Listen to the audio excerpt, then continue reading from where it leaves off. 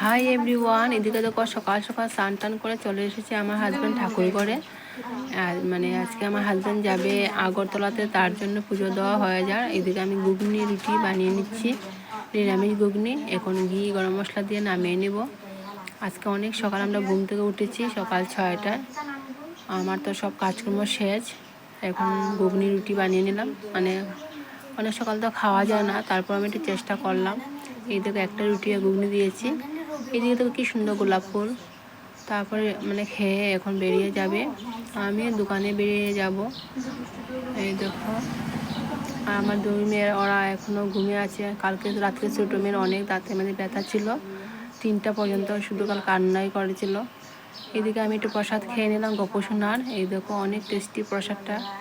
তারপর আমি চলে গেলাম আমার দোকানে যাওয়ার পর আমার বড় মেয়ে আমার জন্য দেখো ঘুগনি রুটি নিয়ে এসেছে, আমিও মানে খেয়ে নিলাম। আর এইদিকে দেখো আজকে সূর্যর দেখো কি পরিমাণ তেজ।